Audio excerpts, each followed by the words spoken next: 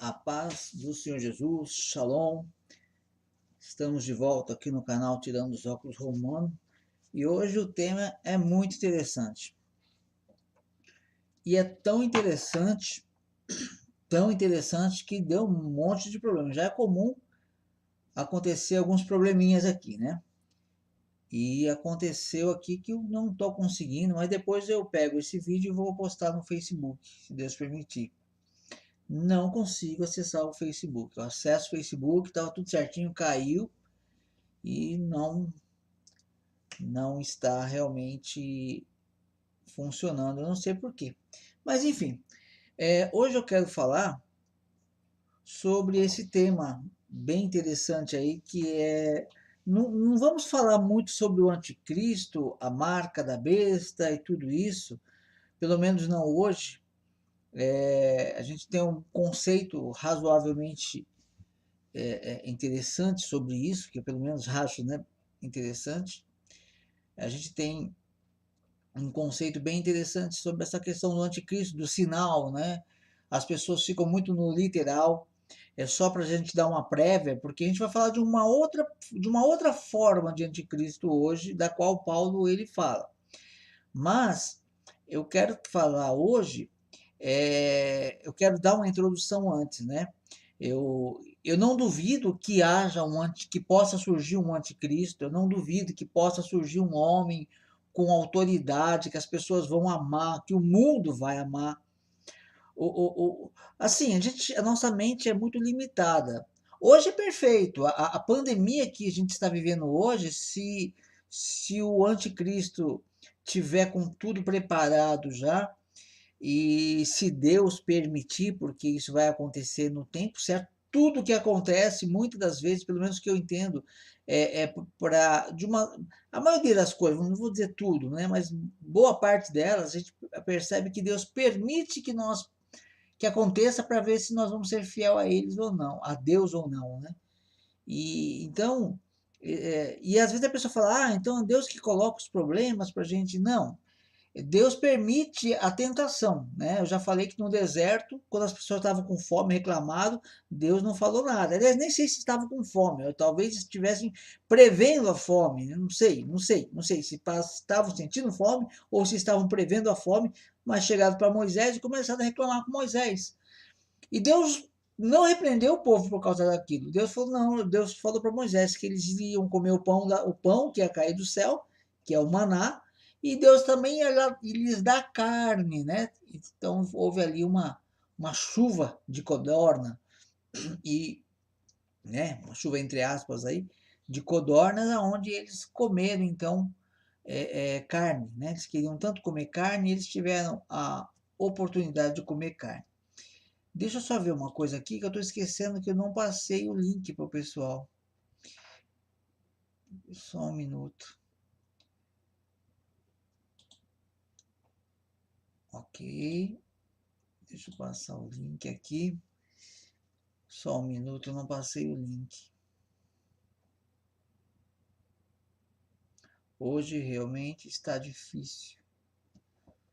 Muito difícil. Deixa eu pegar aqui. Não sei o que está acontecendo.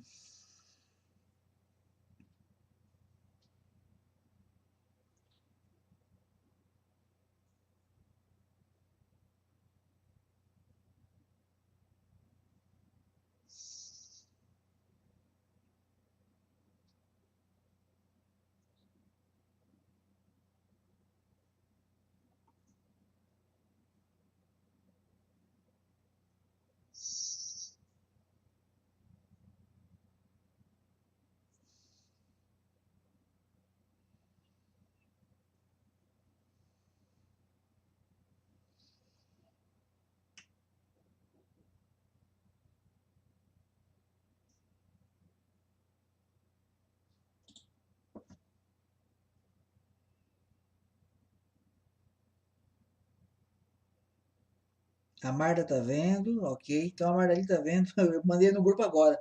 Eu vi que tinha uma pessoa aqui, mas não sabia quem era. Então vamos lá. Marta tá... Ah, não, tô vendo que tá com problema, né? Ok. Agora 2 pessoas aqui. Vamos lá. Vai entrar mais alguém. Deixa eu só passar esse link aqui.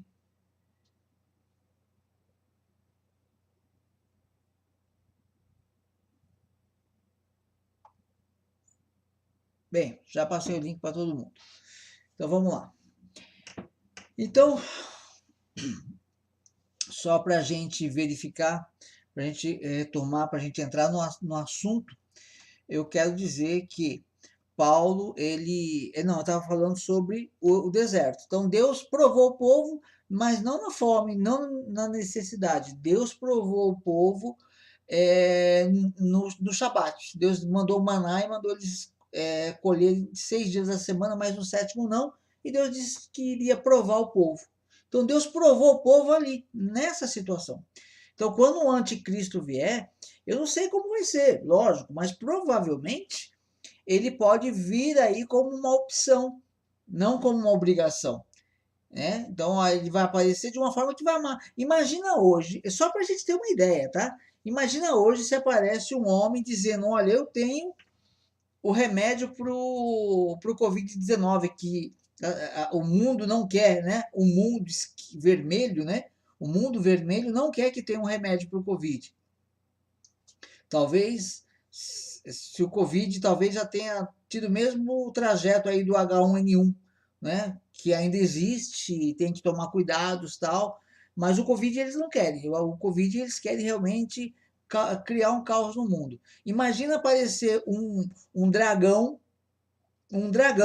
ou alguém com uma autoridade dada pelo dragão. A Bíblia fala de dragão, mas você pode buscar o dragão aí na geopolítica, no mapa, você vai encontrar dragão também. Então imagina se aparece aí um dragão de terno e gravata, com feição de homem, né? E fala: eu tenho a solução para o Covid, toma essa medicação que eu estou liberando aí, e você não vai precisar mais usar máscara, você não vai mais ter o seu comércio fechado, e não vai ter nenhum problema. As pessoas vão amar esse cara. Amar. E se ele fala: não, mas esse remédio tem que ser com um sinal na mão, ou um holograma discreto na sua mão ou na sua testa, porque é assim que vai funcionar. A maioria das pessoas iriam usar. A maioria. Vai acontecer isso? Eu não sei. Agora, eu sei que o anticristo já está agindo faz tempo. Na mente, nas ideias, na concepção, na forma como a pessoa lê a Bíblia, tá? Então, na forma como a pessoa lê a Bíblia, a mente dela, ela lê a Bíblia e fala: isso aqui realmente é a palavra de Deus. Então, na mente dela tem um sinal de Deus, que aquela palavra é um sinal para ela. E aí, aquele sinal que está de acordo com a Bíblia, quando a pessoa deixa, ela leu a Bíblia, ela vai trabalhar, ela vai lidar com as outras pessoas, quando isso acontece, o que vai acontecer também? A mão direita dela, a mão do trabalho, ela vai trabalhar de acordo com a lei de Deus. É um outro sinal. É isso que as pessoas têm uma grande dificuldade de entender. É realmente um sinal que as pessoas precisam compreender, que é o ato. Aquilo que você faz, como você age. Isso tudo é uma forma de você agir de acordo com a palavra. Você agir de acordo com as escrituras. É um sinal. Você lê a palavra e na palavra você, então, crê naquela palavra. Agora, se você lê a palavra, Deus falando, siga pela direita, e você pega e fala: não, essa informação não é mais válida, eu vou para a esquerda, eu vejo um sinal aí, o sinal da desobediência. O sinal de quem não ouve, de quem não crê na palavra de Deus. Ok? Então vamos para o tema de hoje, que está lá em 2 Tessalonicenses, capítulo 2. Ok? 2 Tessalonicenses, capítulo 2. Eu quero compartilhar aqui a Bíblia com você. Encontrei estes resultados. Vamos lá. 2 Tessalonicenses, capítulo 2, diz assim: irmãos, no que diz respeito à vinda de nosso Senhor Jesus Cristo e à nossa união com Ele, nós o exortamos a que não vos demovais da vossa mente com facilidade, nem vos perturbeis, quer por espírito, quer por palavra, quer por epístola, como se procedesse de nós, supondo que tenha chegado o dia do Senhor. Ninguém, de nenhum modo, vos engane, porque isso não acontecerá sem que primeiro venha a apostasia e seja revelado o homem da iniquidade, o filho da perdição, o qual se opõe e se levanta contra tudo que se chama Deus ou é objeto de culto, a ponto de assentar-se no santuário de Deus, ostentando-se como fosse o próprio Deus. Não vos recordais de que ainda convosco eu costumava dizer-vos essas coisas? E agora sabeis o que o detém, para que ele seja revelado somente em ocasião própria. Olha só, uma palavra de Tessalonicense falando a respeito do iníquo. O que é o iníquo? Esse também é um problema muito sério que as pessoas não compreendem. O que é? Nós já falamos sobre isso, mas vamos repetir. O que é iniquidade? Né? Jesus disse: apartai-vos de mim, vós que praticais a iniquidade. Está em Mateus 7, ali pelo 15, por ali você vai encontrar o texto. Apartai-vos de mim, vós que praticais a iniquidade. No original grego, não é iniquidade, é anomia. O que significa anomia? Não ser contra a palavra de Deus, não crer na palavra de Deus, não, ser contra a lei, melhor dizendo, ser contra a lei de Deus, ser contra os mandamentos de Deus.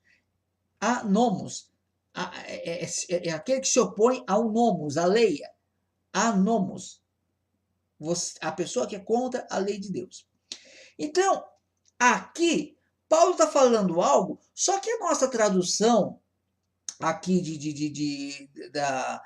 não só da Revista Atualizada de João Ferreira de Almeida, como tantas outras, é muito confusa, é muito complexa, parece uma coisa do outro mundo. E eu já disse, eu repito, eu quero repetir isso muitas vezes, se Deus me permitir, nós precisamos conversar com a Bíblia. Nós precisamos conversar com a Bíblia. Sabe? Só que a gente tem que se aproximar da Bíblia de uma forma que a gente consiga entender. E aqui, o que ele está dizendo aqui? Parece que uma coisa do outro mundo, né? Olha, ninguém de modo nenhum vos engane, ok. O que estava acontecendo aqui? Algumas pessoas estavam dizendo que o Messias já tinha voltado. Jesus morreu, ressuscitou, e ele já teria voltado. O que estava acontecendo em Israel naquela época? No ano 70 aproximadamente, o templo foi destruído, no ano 70 depois de Cristo. Jesus morreu por volta do ano 30, 33, perdão, 30, 33, 27. A gente não sabe. A água fez mais mal do que bem. A gente não sabe qual a data exata, né? O ano exato que Jesus nasceu e morreu. A gente tem uma média. Então, o que acontece? Quando, depois que Jesus morreu, já estava predito, ele mesmo disse, não ficará pedra sobre pedra. Estava falando do tempo. Não ficará pedra sobre pedra. Aí começou, já havia algumas guerras. Quando você ouve falar de Barrabás, todo mundo pensa que Barrabás, a maioria das pessoas pensa que Barrabás era um ladrão, um assassino, um ladrão. Realmente ele era um assassino. Mas ele era, na verdade, um militante. Era uma pessoa da qual não se deve, de um grupo do qual não se deve fazer parte. Era um grupo de extremistas, que eles lutavam, se você olhar, eles não lutavam tanto pelo... Por que o povo clamou tanto por Barrabás? Quando foi escolher lá Jesus ou Barrabás? Primeiro, quem estava ali era a maioria de sacerdotes e muitos cupinchas dos sacerdotes, aquele pessoalzinho que hoje, se Jesus estivesse na cruz, muitos fariam a mesma coisa. Muitos, porque o líder, se o líder disser que a tal visão não é de Deus, a pessoa fala que não é de Deus. Se o líder mandar jogar pedra, eles vão lá e jogam. Então, havia uma situação muito complicada ali. As pessoas foram influenciadas, tinha gente que nem sabia o que estava acontecendo, provavelmente. E ali eles estavam ali querendo condenar Jesus. Os religiosos, o pessoalzinho da religião, que tinha a Torá, que conhecia a Torá. Entendeu? Essas pessoas queriam matar Jesus. Queriam matar a Torá viva, vamos dizer assim, né? Jesus era a Torá, ele é a Torá. Eles queriam matar a Torá viva porque queriam continuar com a Torá de papel. Nada contra a Torá de papel, obviamente, é um livro sagrado. Mas ali também tinha os rascunhos dos profetas, perdão, dos sacerdotes, né? Dos mestres da lei. Eles faziam um rabisco ali, esses comentários bíblicos que nós temos hoje na nossa Bíblia, que é da cabeça do tradutor, no judaísmo também tinha, em volta eles faziam comentários ali. E também o Talmud, né? Criaram ali o Talmud. Em volta não, perdão. No compêndio todo eles tinham ali os Talmud que faziam os comentários. E é isso que eles gostavam. Então, esses homens quiseram a morte de Cristo, de Yeshua. E aí, o Barrabás foi preso. Mas por que Barrabás foi preso? Ele lutava contra os romanos. Ele fazia parte de uma facção que atacava os romanos, que queria matava soldados. Era uma guerra constante. E, além disso, aí quando Jesus está lá, eles falam, vão soltar Barrabás, Jesus. Os judeus falam para ele, Barrabás mata soldado, Jesus manda perdoar, solta Barrabás. Foi isso, o contexto é esse. A história, o fato, né? É este. Eles mandaram soltar Barrabás porque Barrabás, Jesus era o Messias que eles esperavam, mas eles esperavam um Messias libertador, um Messias que lutasse contra Roma. E quem estava lutando contra Roma era Barrabás. Yeshua, ele veio tirar o homem do pecado. Então esse é um dos fatos também.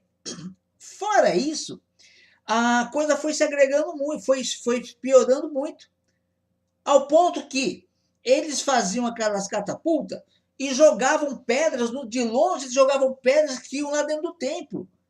Porque não era mais só os romanos que eram inimigos agora da gangue de Barrabás e outras gangues que era...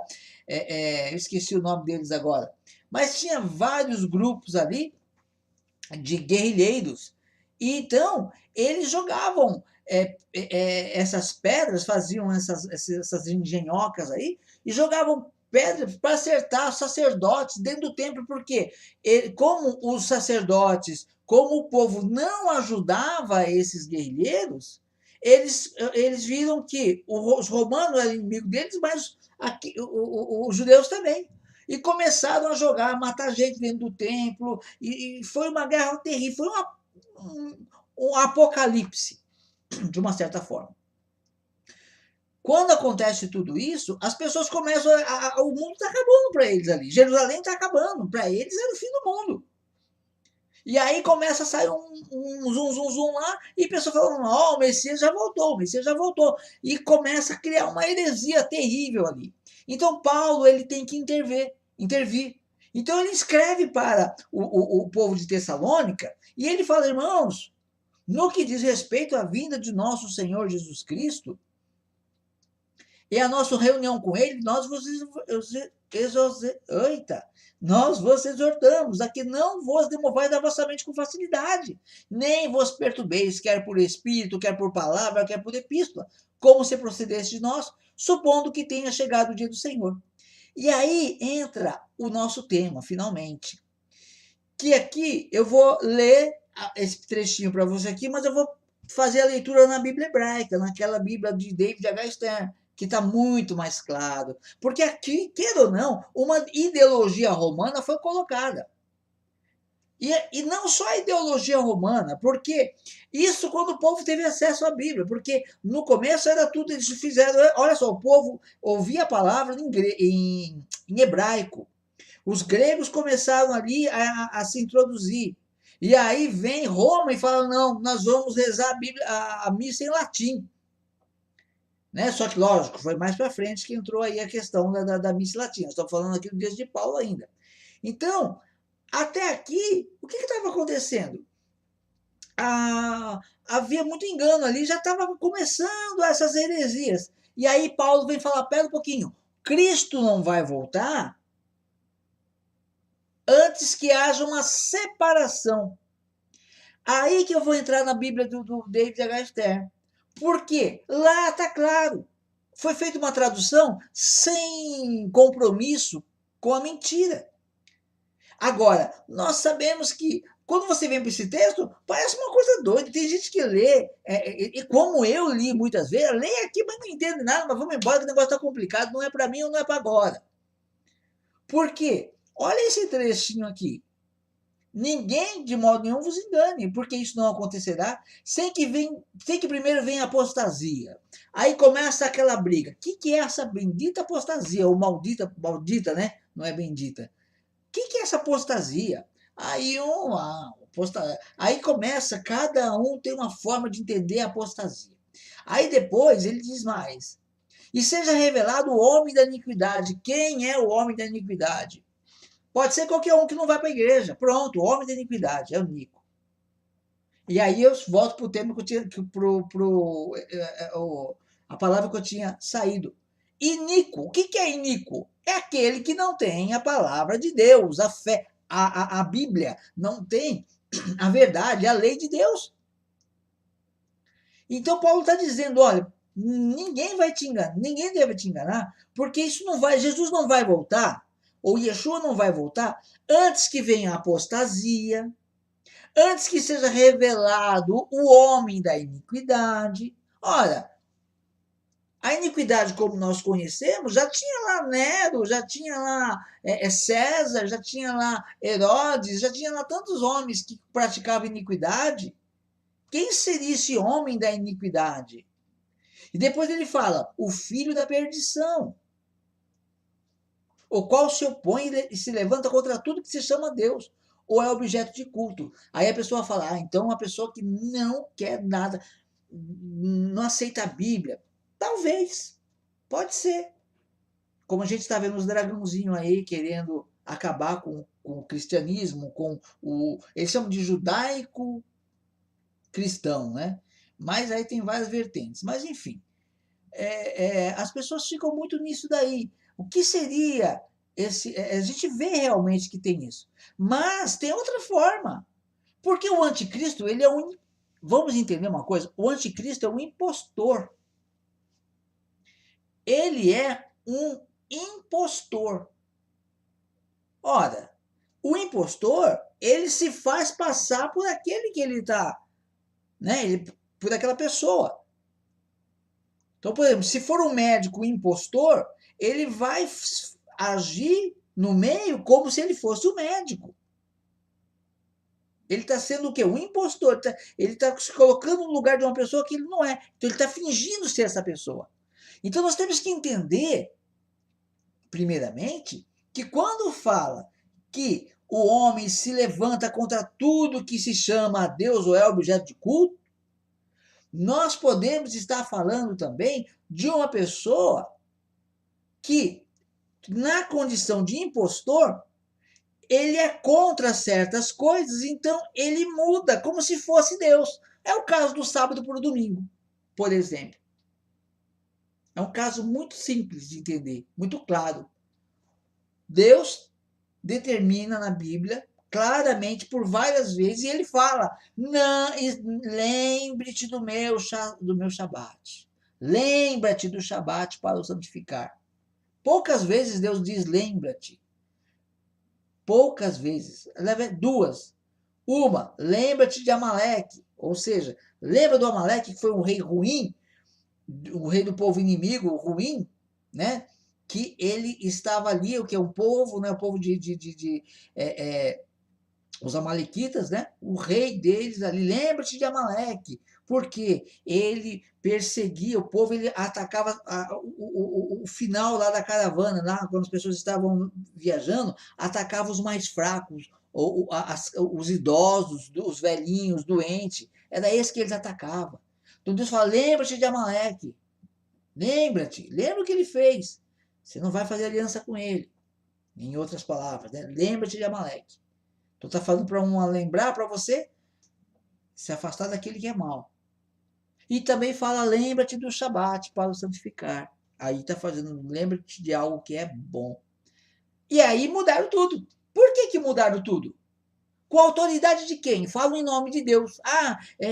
Como eu vi, já coloquei no livro, inclusive, tirando os óculos romanos, e coloquei mais 2 livros, eu acho, essas citações falando sobre esse assunto.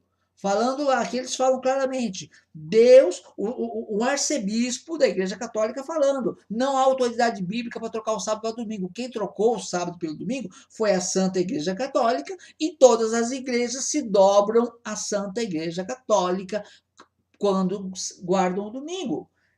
É isso. E como fizeram isso? Com a autoridade de quem? Quando se fala que isso é algo de Deus, trata-se de um impostor. Tá? Então, quando se há... Desculpe a clareza, eu falo, acho que eu não vou falar e eu acabo falando. Quando se há essa troca, não tem nada a ver. É tudo que o impostor quer que você diga. Não tem nada a ver. É tudo que a serpente falou para Eva. Nada a ver, né? Eu já estou inventando aqui, mas mais ou menos o contexto é esse. Nada a ver. Deus falou que você vai morrer, nada a ver, Eva. Nada a ver. Já passou muito tempo. Talvez estivesse ali 500 anos no jardim, mais ou menos, quem sabe? De acordo com o livro apócrifo, eles saíram mais ou menos com 500 anos. Nada a ver, já passou 500 anos, Eva. Pode comer sim, que isso aí vai fazer bem para você, não mal. Deus falou? Não, nada a ver. Aí Deus falou para guardar o sábado? Nada a ver, guarda o domingo. A maioria das pessoas guardam. Isso é um serviço de impostor. E quando você vai para o texto, você vê que Paulo está dizendo claramente aqui que o homem da iniquidade, o filho da perdição, o qual se opõe e se levanta contra tudo que se chama Deus. Vamos dar outro exemplo. Deus fala, guarda o sábado, guarda o domingo. Deus fala, celebra a Páscoa da ressurreição, a Páscoa da morte do Cordeiro. Todo 14º dia do mês de Nissan, de Abib, à tardezinha, com ervas amargas, reúne a família. Aí, o que as pessoas fazem? Não, vamos celebrar no primeiro domingo, comer delícias e chocolates, e não vamos comer erva amarga, não vamos fazer nada porque é diferente. Olha o homem da perdição tirando o que Deus mandou fazer e levando as pessoas a fazer outra. Celebre pães asmos. Não quero, não celebro pães asmos. Tabernáculos, não celebro tabernáculos. As festas todas de Deus. Celebra as festas de Levíticos 23. Nenhuma dessas vamos celebrar, mas vamos celebrar Natal, vamos celebrar Quaresma, vamos celebrar São João, São Pedro, vamos celebrar tudo que não está na Bíblia. Isso partiu de quem? E isso não aconteceu na época de Paulo. Paulo estava dizendo, Cristo só volta depois do homem da iniquidade. Mas eu vou ler agora, como eu disse na outra Bíblia, que vai ficar mais claro e você vai entender. A leitura é muito mais saudável. Vamos lá para a Bíblia hebraica.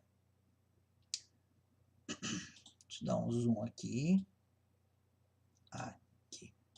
Muito bem. Vamos lá. 2 Tessalonicenses, capítulo 2. Então, vamos lá. Então, veja só. Entretanto, em relação à vinda de nosso Senhor Yeshua, o Messias, e a reunião para o encontro com ele, nós lhe pedimos, irmãos, que não se deixem abalar em pensamentos, nem se tornem extremamente ansiosas por causa de um espírito, ou uma mensagem transmitida, ou uma carta supostamente escrita por nós. com a afirmação de que o dia do Senhor já chegou. Não deixe que ninguém os engane de nenhum modo. Por quê? Porque o dia do Senhor virá, porque o dia do Senhor não virá antes da apostasia, ok? E de ser revelado o homem que se separa da Torá, o destinado à perdição. Aqui nós começamos a ter clareza. Então Paulo está dizendo, olha, Yeshua não vai voltar antes que seja revelado. Vai ser revelado o quê? O que o judeu que crê na Bíblia, estou falando de judeu, mas também tinha os não-judeus que aceitavam, adentravam a fé, se aproximavam da comunidade de Israel e vivia de uma certa forma, não como um judeu, mas dentro dos termos de adoração a Deus. Então, eles estavam acostumados, olha, sábado a gente guarda sábado, guarda a festa. Então, eles estavam acostumados com tudo isso. E continuavam fazendo tudo isso. Aí Paulo fala, olha, aí o Messias voltou. Falou, não, o Messias não vai voltar antes que apareça esse homem aqui. O homem da apostasia. O homem que se separa da Torá. Agora, veja só. Ele está falando para quem crê em Deus, para quem crê nas Escrituras. E Yeshua não volta antes que surgisse, um homem que se separa. Ele faz as coisas separado da Torá. Ele não segue os princípios da Torá. Ele segue outras coisas. Então, Cristo não volta antes que esse homem surja. Ora, sabemos, é o anticristo.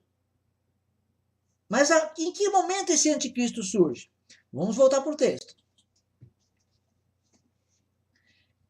Versículo 4. Ele se oporá a tudo que as pessoas chamam Deus, ou transformam em objetos de adoração. Ele se colocará acima de tudo, a fim de que se assente no templo de Deus e proclame ser ele mesmo Deus. Ok, muito bem. Aqui, aparentemente, parece que esse homem vai sentar no templo. Só que não existe o terceiro templo ainda. Esse aqui não vale. Né? Então, o templo em Jerusalém, ele vai se assentar como se fosse Deus. Se for literal, porque eu não tenho todas as respostas, eu tenho pouquíssimas respostas, se é que as tenho. A gente está aqui só para que você comece a ler a Bíblia e pensar, e conversar com a Bíblia que vai te responder. Então, veja só.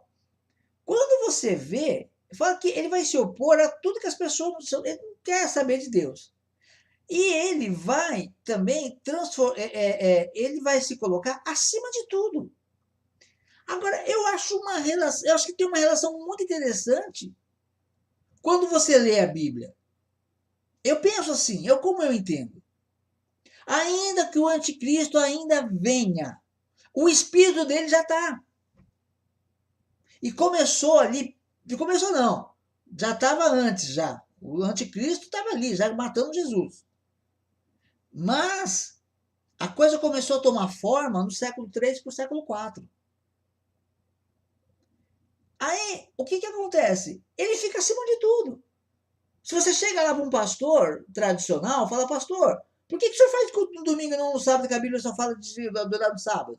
Não, porque tá assim, porque os pais da igreja, porque o João, o Pedro, não foi Paulo principalmente, né? Vamos falar que Paulo não fez nada. Paulo não fez nada contra o sábado. Mas ele vai dizer que fez. E aonde que está isso? Não está na Bíblia, não. Está acima da Bíblia. No mundo, de uma forma mundana.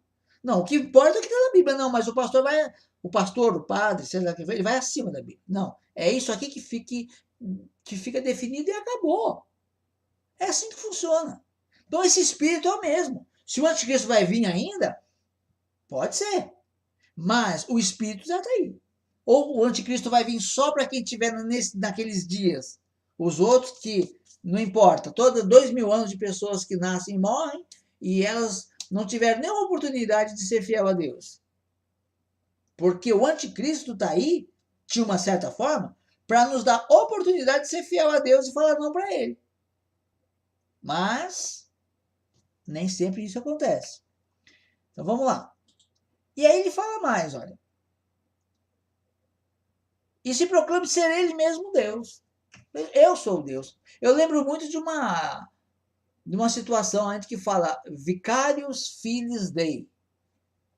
O vigário, o filho substituto, né? O filho substituto de Deus. O filho substituto de Deus. Quem falou que Deus tem filho substituto? Seria um filho substituto ou seria um impostor? Só para você pensar. Vamos lá, versículo 5. Aí Paulo fala, vocês não se lembram de que quando ainda estava com vocês, costumava lhes falar dessas coisas? E agora, ou seja, Paulo já falava dessas coisas, né? Paulo já tinha essa visão. E olha o que ele diz agora. E agora, versículo 6. Vocês sabem o que o detém? Que detém o quê? Paulo, o que estava acontecendo ali? Estava acontecendo que o Filho de Deus é esperado que ele volte. Mas ele não volta antes que o falso Filho de Deus, ou o usurpador, o iníquo, aquele que separa o homem da Torá, que se separa da Torá, venha. Então, vamos lá. E agora vocês sabem o que detém, para que ele seja revelado no tempo devido. Então, aí Paulo fala, agora vocês sabem o que detém esse iníquo. Vamos lá. E agora vocês sabem o que detém, para que ele seja revelado no tempo devido. Então, no tempo devido, vai ser revelado que o falso é falso. No tempo devido, vai haver uma surpresa. Olha, ele é falso. Ele é falso. E por que seguiu o falso? Ah, porque eu acreditei nele. Por que acreditou nele? Ah, porque... Mas por que não leu a Bíblia? Por que não tá escrito na Bíblia? Ah, mas ele... Então, é complicado. Mas vamos lá. E agora vocês sabem o que o detém, para que ele seja revelado no tempo devido. Aí vem a chave aqui, hein? Porque esta separação da Torá opera em segredo. Aqui eu acho muito interessante. Paulo está dizendo, ó, por quê? Ele já falou, o iníquo ele faz uma separação da Torá, ele separa a Torá. E ele fala, ó, porque essa separação da Torá, ela opera em segredo. A Torá, ela está separada.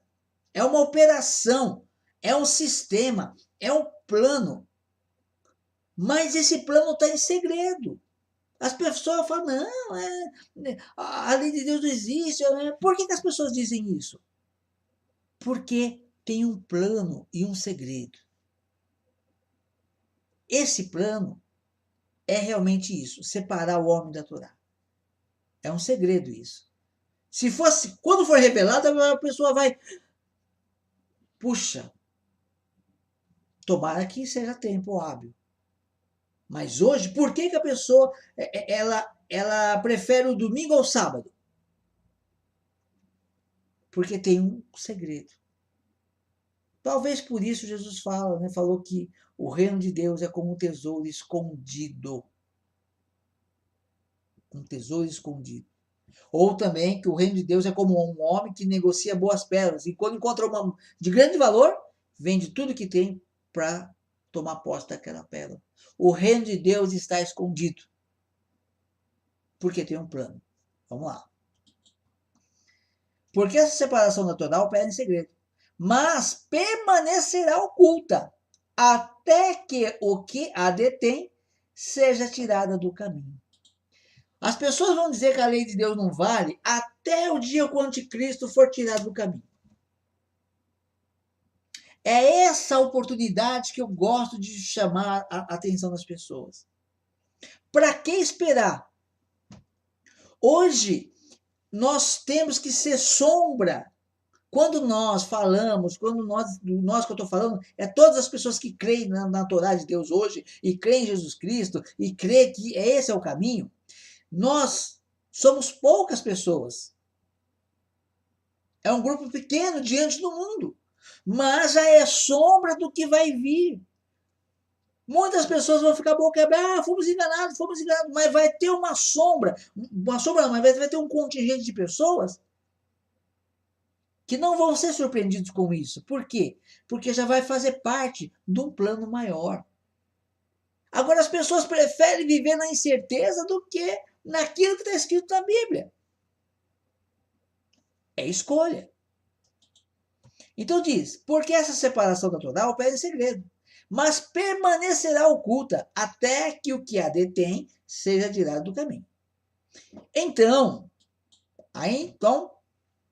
essa separação da Torá, as pessoas vão dizer que a Torá, que a lei de Deus não vale, que o sábado não vale, que o dia comum, um monte de coisa, até que o anticristo seja removido, tirado do caminho. Quando isso acontecer, o que vai acontecer posteriormente? Vamos lá. Então, aquele que incorpora a separação da Torá será revelado. Aquele a quem o Senhor Yeshua matará com o sopro de sua boca e destruirá pela glória de sua vinda. Quando esse mal for tirado, aquele homem ou aquele sistema que incorpora, né, que trabalha, que se institucionaliza, olha só, eu sou uma instituição, tenho igrejas no mundo inteiro, a pessoa vai falar, né, e digo que o dia domingo é o dia do Senhor, a lei de Deus já passou, tudo isso está incorporado. Quem é aqueles lá que fala que a lei é válida, o sábado, olha só, poucas pessoas, não sei o quê, não tem televisão, não tem rádio, não tem mansão. Quando acontecer isso, quando o que está detendo, o que detém o caminho que nós vimos lá atrás? Eu creio que são exatamente os fiéis, aqueles que creem, aqueles que são fiéis àquilo que Deus falou. Eu creio que é isso. A igreja verdadeira, não essa igreja com porta, não. A igreja que eu falo é a igreja de Cristo, a igreja que guarda os mandamentos, que guarda o sábado, a igreja muitas vezes sem parede, mas é entre as pessoas. Eu creio que é aí, talvez seja isso que tenha detido. Talvez o Espírito Santo de Deus também que tenha detido, dando tempo para as pessoas se arrepender. Mas eu creio que é isso que detém, eu creio que está ligado as pessoas que estão no caminho e as misericórdias de Deus para trazer mais pessoas para o caminho. Ele está chamando. Porque quando ele tirar aquilo que detém, e aí há um risco. Porque quando a gente lê, as pessoas ficam esperando um arrebatamento, e eu não creio nesse arrebatamento pré-tribulacionista. Olha, conversa com a Bíblia. Pergunta para a Bíblia assim, fala assim, Bíblia, eu acho que o arrebatamento vai me tirar aqui os salvos, a igreja, antes da coisa ficar feia aqui, é isso mesmo? Se eu fosse a Bíblia, eu responderia para você, olha, o que aconteceu quando houve a saída do povo do Egito, que representa o final dos tempos? Deus vai fazer juízo na terra. Naqueles dias, Deus fez juízo no Egito.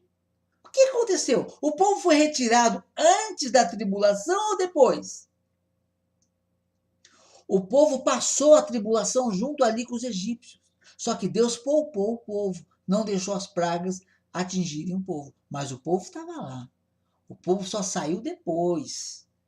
Então, uma coisa que a gente tem que pensar. As pessoas esperam o quê? Ah, vou ser arrebatado. O arrebatamento que eu vejo na Bíblia é um que a Bíblia diz claramente, quando Deus for fazer justiça mesmo, que Deus for varrer aqui, vai queimar tudo, vai descer a espada em tudo. Ele diz que os salvos estarão em Jerusalém e no seu Monte Santo e em Jerusalém. Lá estarão salvos. E aqueles que o Senhor chamar. Aí eu creio no arrebatamento. Chegou a hora. Chegou a hora. Vai ser agora. Aí Deus já está com os salvos lá, os 144 mil, e mais os que foram se converteram, que creram em Yeshua, enfim. E aí Deus chama aqueles que estão nos outros países, que são deles, que são dele, né? Do Senhor. Então, ó, já tem os salvos aqui, o fogo vai passar no mundo, mas pera um pouquinho. Chama, Deus chama. Aí sobe nos ares, encontra Yeshua e desce para reinar em Jerusalém. É isso aí. Não, a Bíblia não fala que você vai morar no céu. A Bíblia fala que Jesus vai reinar de Jerusalém. De lá, de Jerusalém sairá a Torá. De Sião vem a Torá. E de Jerusalém a palavra de Deus. Então, é isso que vai acontecer. Aí eu creio no arrebatamento. Agora, o problema aí, que é conversando com a Bíblia, eu fico pensando numa coisa. E se o que detém for exatamente esses que vão ser salvos? Se isso for, se o que detém o anticristo de ser revelado, de uma vez por todas, cair a máscara, eu não estou dizendo que é, se for,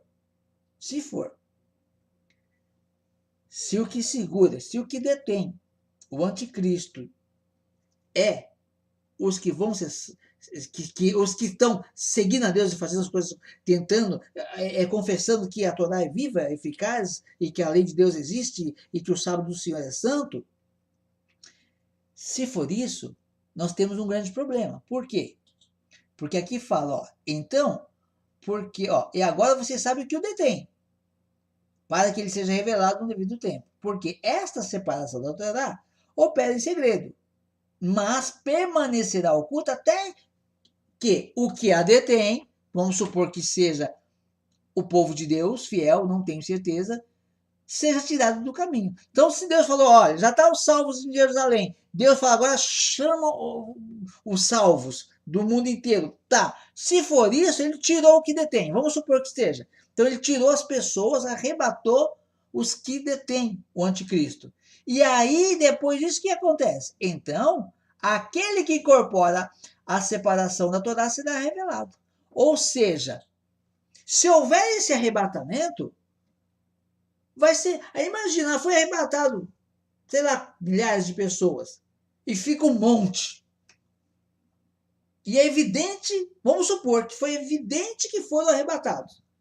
E fica um monte que estava esperando o arrebatamento e não foi. Aí as pessoas vão ficar confusas. O que aconteceu? Houve o arrebatamento e eu não fui. Por quê? Eu andava de acordo com tudo que mandava eu fazer. Eu não fui. Por quê?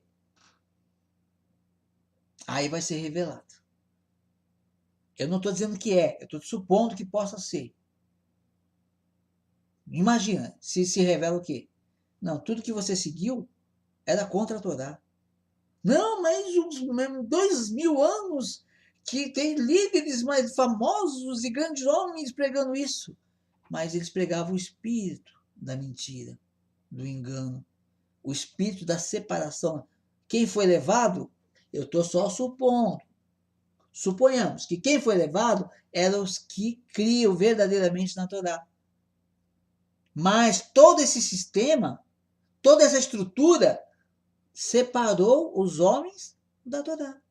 E na hora que Deus chama a sua noiva, a noiva de. Já pensou nisso? Uma plebeia, a noiva de Cristo, imagina uma plebeia, vai se casar com um rei ou com um príncipe, né? Com um rei, né? Aí a plebeia vai se casar com um príncipe. E ela fala, eu não vou mudar nada. Quando eu chegar lá, eu vou mudar o rei para ele viver como eu, não eu viver como ele. Você acha que é assim que funciona? Quem que é a noiva de Cristo? Ela não tem ruga. Não tem defeito nela. João disse que ela mesma teceu o seu linho fino, as obras santas do justo. Então, quando houver isso, eu creio que quem vai ser chamada é a noiva. A que não é noiva é que não anda no caminho, não ama. Porque se o conceito de casamento do bíblico, conceito de casamento bíblico, é o quê? Um cuidar do outro. É o marido cuidar da esposa e fazer ela se sentir bem. E a esposa cuidar do marido e fazer ele se sentir bem. Uma esposa que faz o que o marido não gosta, ela envergonha o noivo, o marido. Ela envergonha. E isso já aconteceu no primeiro casamento. Quando Deus casou na primeira vez com o povo de Israel, o povo envergonhou, o povo não seguiu a Deus verdadeiramente e quebrou a aliança. E aí Deus faz uma nova aliança com a mesma noiva, que é o povo de Israel, só que agora crescido de gentios, aqueles que o Senhor chamar. Aí vai fazer o que? Forma o corpo da noiva. Só que essa noiva é diferente. No deserto, a noiva tinha a lei, a Torá, escrita em tábuas de pedra, mas não estava dentro do coração. Aí, Jeremias 31, Deus fala: essa é a nova aliança que farei com o povo de Israel, com a casa de Judá. Na sua mente imprimirei as minhas leis, e no seu coração lhes inscreverei. O dedo de Deus que escreveu a lei nas pedras, agora escreve a lei dele no coração da sua noiva. Então essa noiva, ela não tem como rejeitar o sábado do Senhor. Eu pelo menos, essa é a minha opinião. Ela não tem como rejeitar as festas de Deus. Por quê? Porque ela não tem a lei. A noiva de Deus tem a lei de Deus escrita no coração. E se ela tem a lei de Deus, ela vai ter prazer no noivo. O resto é convidado. E muitas vezes convidado indigno. Aí tem a prostituta, tem todo tipo. Tem vários tipos de mulheres. Mas a noiva é só uma. A noiva é só uma. Ok? Então vamos lá.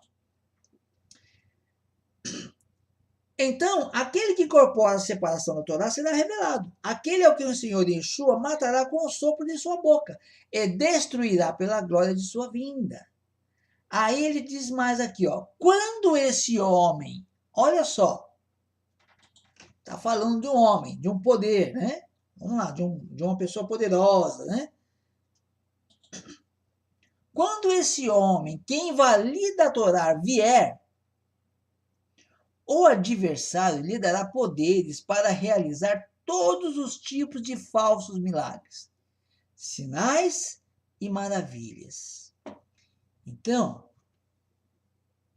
esse homem, esse anticristo, ele vai ter, o adversário vai dar poderes a ele. É uma coisa diabólica, né? O adversário vai dar poder para ele.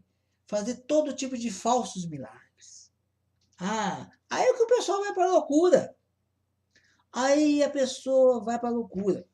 Eu lembro de um fato que uma pessoa que diz que cura aí eu creio nas curas de Deus. Creio piamente. Já vi milagres. Eu vi, presenciei. Agora tem uns camaradas que eu acho que abusa um pouquinho. Abusa, porque aparece na televisão dizendo que ele cura. E aí é complicado. E aí uma pessoa foi lá na igreja desse famoso pastor que cura, tem um dom da cura. Segundo ele, né? Passa o suor, fala um monte de coisa lá e cura. Diz que é um homem de Deus. Aí ficou ali na beira da escada, que ele estava no altar lá, e na beira da escada. E junto na beira da escada tinha um monte de gente doente, lá de cadeira, sei lá de quê, mas pessoas doentes, olhando ali, esperando que ele, poxa, se ele cura, é só ele fazer igual Paulo fazia, vai lá e cura todo mundo. o que eu ouvi dessa pessoa, que é minha mãe, que foi uma vez lá, ele nem olhou para o lado dos doentes. Nem olhou. Então, vamos lá. Ele capacitará a enganar. Não, perdão. Quando esse homem que invalida a Torá vier, o adversário lhe dará poderes para realizar todos os tipos de falsos milagres, sinais e maravilhas. Ele o capacitará a enganar de todas as formas ímpias. Para. Esse falso profeta, esse falso Cristo, esse anti-messias, ele vai enganar. Então as pessoas vão achar que ele é de Deus.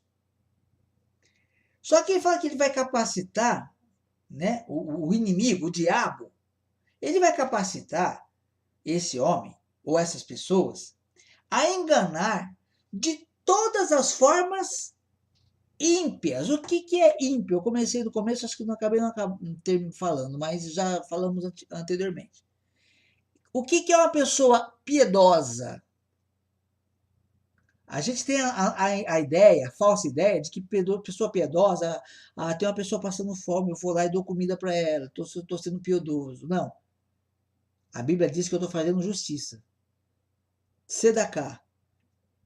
Ajudar as pessoas necessitadas é justiça. É justo que você faça. Deus te deu condição, é justo que você compartilhe. Justiça. Isso não é piedade. Você for, eu sou bonzinho, eu vou lá fazer. Não, você tem um dever de fazer. Piedade é a pessoa que crê na palavra de Deus, crê na lei de Deus e vive de acordo com a lei de Deus. Esta é uma pessoa piedosa. Como no dia de Atos 2, que o Espírito Santo desceu e havia vários judeus de fora, reunidos em Jerusalém, entre eles muitos homens piedosos, homens que cumpriam a lei de Deus. E aqui, o que está dizendo? Eu vou até ver se essa palavra aqui,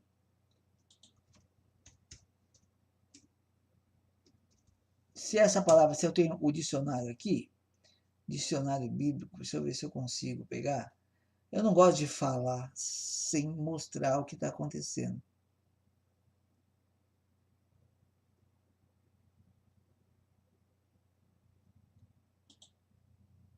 Bem, vamos voltar para o tema aqui. Mas procura direitinho. Piedoso. Você vai ver que é uma pessoa. A gente vai ter nosso conceito. Eu estou falando para você buscar o conceito bíblico, tá? Nosso conceito de piedade é esse. Mas piedoso é a pessoa que faz o que a palavra de Deus diz. E aqui está dizendo que, olha só, aqui está dizendo que ele o capacitará a enganar de todas as formas ímpias, ou seja, de todas as formas que estão fora da Bíblia. Levar as pessoas para fora da Bíblia, para a impiedade. Aqui o tema é esse, não é o ímpio, é o oposto de piedoso, então é aquele que não vou fazer as pessoas não dar um prato de comida para outra. Não, não é isso. É importante, isso é obrigação de todo mundo, mas impiedade. Aí a pessoa ele vai fazer com que as pessoas desobedeçam a Deus, que ela age de toda forma ímpia. Esta é a razão pela. Aqui. Ele o capacitará a enganar de todas as formas ímpias os que rumam à destruição, porque não receberam o amor pela verdade que poderia salvá-los. É muito interessante aqui, porque está falando, ele vai enganar as pessoas. E que pessoas ele vai enganar? As que rumam à destruição. As que estão indo para a destruição. Quem está indo para a destruição? Quem não obedece a palavra. E aí ele fala, por quê? Por que vai acontecer isso? Porque não receberam o amor pela verdade que poderia salvá-los. Está dizendo que essas pessoas que vão perder a salvação é porque não receberam com amor a verdade que poderia salvá-los, preferiram receber a mentira e não a verdade. O resultado será que todos os que não creram na verdade, o resultado será que todos os que não creram na verdade, mas tiveram prazer na impiedade, olha só,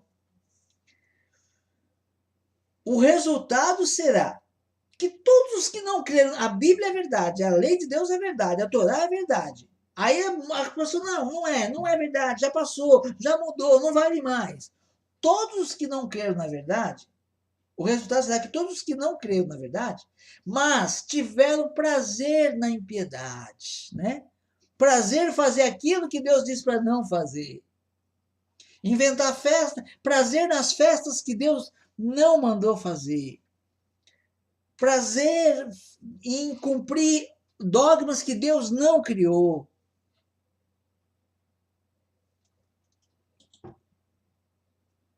O resultado será que todos os que não creram na verdade, mas tiveram prazer na impiedade, serão condenados. Tá? Veja bem, eu estou dizendo um exemplo. Eu não estou dizendo que é isso, tá? Eu estou dizendo que eu leio. Leia você a Bíblia, interprete como você achar melhor. Eu leio isso, ok? De acordo com a Bíblia. Nós, porém, devemos continuar a agradecer a Deus sempre, irmãos amados do Senhor, porque Ele os escolheu como primeiros frutos para a libertação, dando-lhes santidade, dando-lhes a santidade originada no Espírito e na fidelidade procedente da verdade. Ele os chamou para isso, por meio de nossas boas novas, para que vocês pudessem ter a glória do nosso Senhor Yeshua, o Messias. Portanto, irmãos, permaneçam firmes, apeguem-se às tradições que lhe foram ensinadas por nós, quer tenham sido ditas por nós, quer escritas em carta, e que o próprio Senhor Yeshua, o Messias, e Deus nosso Pai, que nos amou por sua graça e nos deu consolo eterno e uma boa esperança, conforte o seu coração e os fortaleçam em toda boa palavra. Eu estou finalizando aqui, mas olha que interessante essa informação aqui. Paulo está dizendo, o que é uma tradição? Tem gente que fala hoje, né? De outras formas, eu estou arredondando a conversa. O culto não pode ser do sábado. Você não pode estar certo. Por quê? Porque a igreja tem 2000 anos. E que você acha que vai querer mudar agora é uma tradição, horas. A Torá tinha 1500 anos, ou 1900 anos, era uma tradição. Quem mudou? Roma mudou. Aí não importava, agora importa. Cada um ama o que quer, ok? E aqui está dizendo, olha, permaneça firme, apegue-se às tradições que lhe foram ensinadas por nós. Quer ter sido ditas por nós, quer escritas em carta. Ou seja, as tradições que nós vemos na atual igreja não nem foram ditas por Paulo, que a gente não estava lá para ouvir, mas também não foram escritas. São tradições de outros povos, de outros deuses, que eles ainda falam, pegamos festas pagãs e cristianizamos. Olha, você acha que Deus precisa de pegar coisa velha de Deus pagão, falso Deus? Olha, aquela festa do falso Deus é tão bonita, eu vou pegar para mim e vou colocar o rótulo de Cristo. Você acha que Deus faria isso? Pelo amor de Deus. Não. Ele fez as festas que são lindas e maravilhosas. E quer saber mais? No final dos tempos, no milênio, os povos vão para Jerusalém celebrar a festa bíblica, a festa de tabernáculos. Está na Bíblia. Se as festas de Deus foram abolidas, por que fala que no milênio que vai vir, as pessoas vão celebrar a festa lá em Jerusalém? De todas as nações. Então é isso. O anticristo, ele está, ainda que tenha um homem para surgir, ainda que venha um dragão de terno e gravata, um dia no futuro, ainda que hoje o anticristo está aí para provar as pessoas. Assim como a serpente estava para provar Adão e Eva, o anticristo está hoje para provar as pessoas se elas vão ser fiéis a Deus ou se vão fazer a vontade do inimigo. Ok? Deus te abençoe e até a próxima, em nome de Yeshua HaMashiach.